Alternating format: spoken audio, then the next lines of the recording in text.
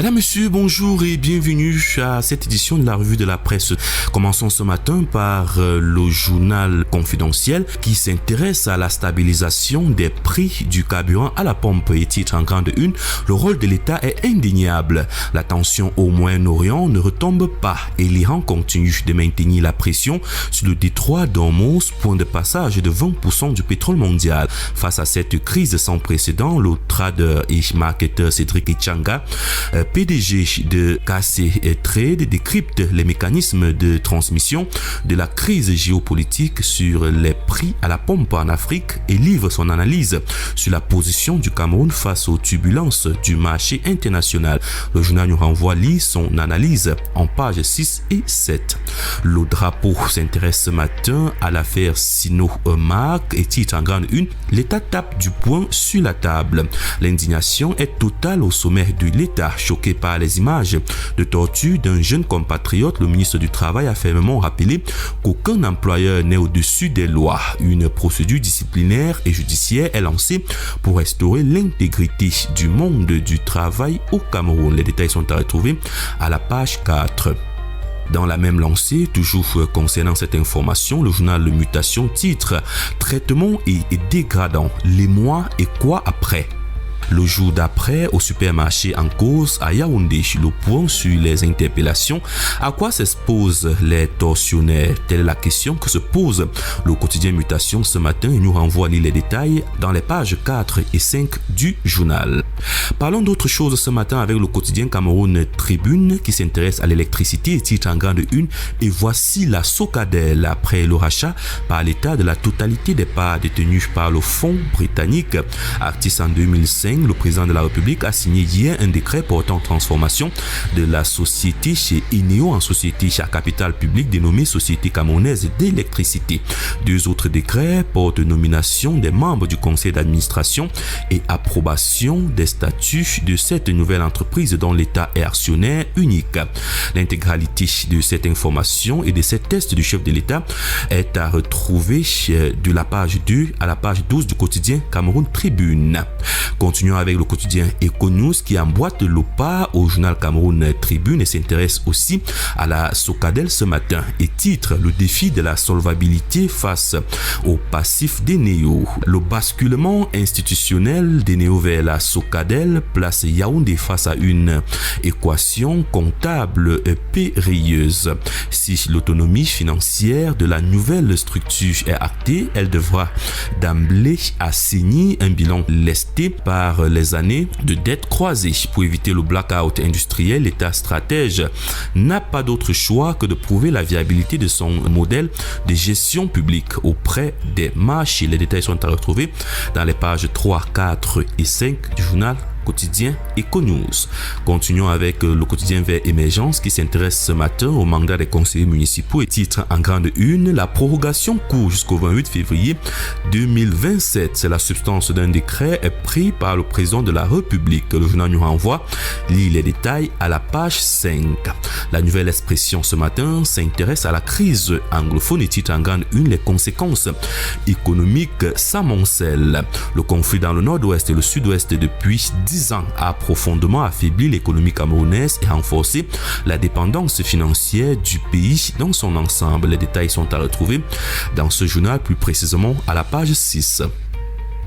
Le quotidien Le Messager nous donne des informations sur les obsèques d'Anicette et Canet ce matin et titre en grande une: l'appel à la paix. Entre mobilisation et rassemblement, les préparatifs s'intensifient pour rendre un ultime hommage digne et mérité au défunt président du mouvement africain pour la nouvelle indépendance et la démocratie, Manidem Mahati, pour un Cameroun libre, indépendant et épris de justice sociale. Les détails sont à retrouver à la page 3 du journal. Continuons avec l'info à chaud qui titre sur l'entrée en vigueur du nouvel organigramme de la Kamwata. En grande une, le journal titre une nouvelle dynamique managériale pour une performance accrue. Dans l'optique de redynamiser ses services et de répondre avec une efficacité renouvelée aux défis de l'accès à l'eau potable sur l'ensemble du territoire national, le top management de la Kamwata annonce officiellement l'entrée en vigueur de son nouvel organigramme. Les détails sont à retrouver dans les pages 2 et 3 du journal.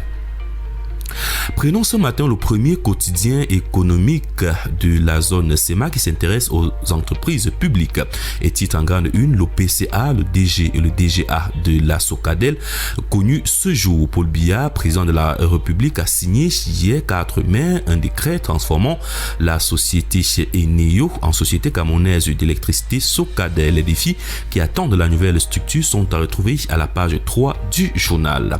Le quotidien Défi actuel s'intéresse plutôt ce matin à la couverture santé universelle en ce qui concerne le domaine de la santé publique et titre en grande une: CSU, 4,6 millions de Camerounais enrôlés en 3 ans. Le ministre de la Santé publique, Manaouda Malachi, a dressé le 29 avril 2026 un bilan contrasté mais globalement positif de la couverture santé universelle 3 ans après son lancement. 3 ans de réforme avec des avancées réelles et des défis qui subsistent.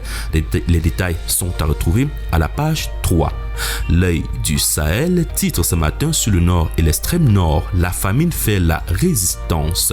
Les détails sur cette information sont à retrouver dans les pages 6 et 7 du journal. Continuons avec le quotidien Réalité Plus qui s'intéresse à l'Assemblée nationale et titre: aucune chasse à l'homme. Laisser le président Théodore Ndatour travailler en paix, c'est pas facile. Depuis son arrivée, le nouveau président de l'Assemblée nationale n'a lancé aucun audit. Mais comme tout bon manager, le président Théodore Ndatour cherche à comprendre pourquoi tel ou pourquoi tel autre.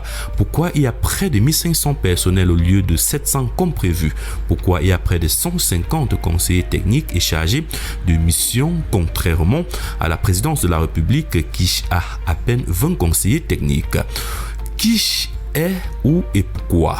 Telle est la question qui se pose ce matin et les détails sont à retrouver à la page 2 du quotidien Réalité Plus. Terminons ce matin avec le quotidien Le Soir Tri Hebdo qui s'intéresse au premier forum national sur la sécurité routière et titre en grande une: Ngalé Bibere consacré pour son leadership et ses réformes.